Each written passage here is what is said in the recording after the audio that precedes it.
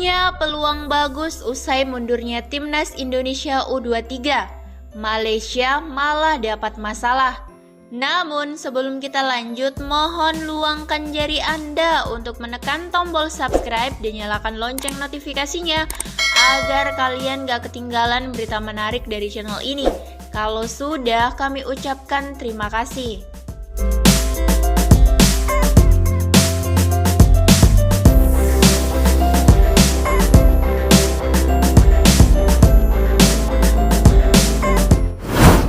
Timnas Malaysia U23 malah mendapatkan masalah usai memiliki peluang bagus di ajang Piala AFF U23 2022.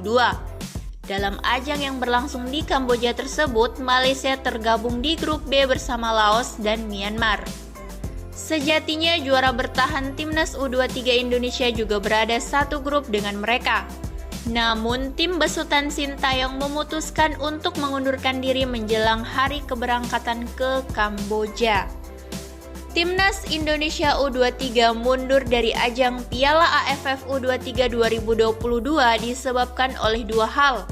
Yang pertama, ada 7 pemain dan 1 ofisial yang dinyatakan positif COVID-19. Dan ada juga 4 pemain yang menunggu masa inkubasi karena satu kamar dengan mereka yang terpapar COVID-19.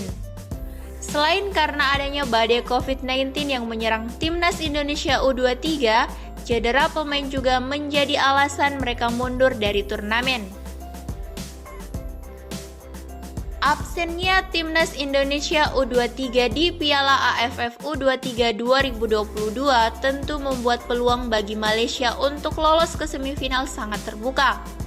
Namun sayangnya setibanya di Kamboja pada Jumat 11 Februari 2022, tim besutan Brett Maloney itu malah mengalami masalah.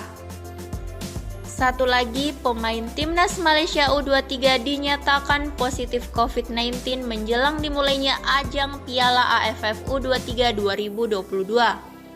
Malone mengatakan hasil positif itu didapat dari tes rapid dan PCR yang dilakukan tim saat mendarat di Kamboja. Dia dibawa ke fasilitas medis untuk isolasi dan akan tetap di sana untuk sementara waktu, kata Maloney dalam konferensi pers virtual sebagaimana dikutip superball.id dari bernama.com. Sebelumnya pada Rabu 9 Februari 2022, bek Terengganu FC Muhammad Sahwan Mazlan dikeluarkan dari tim setelah dinyatakan positif COVID-19. Meski demikian, Maloney mengatakan anak asuhnya tetap termotivasi dan berharap bisa tampil kompetitif selama pertandingan pembukaan grup B. Adapun Timnas Malaysia U23 dijadwalkan akan menghadapi Myanmar terlebih dahulu pada Selasa 15 Februari 2022 sebelum melawan Laos pada Jumat 18 Februari 2022.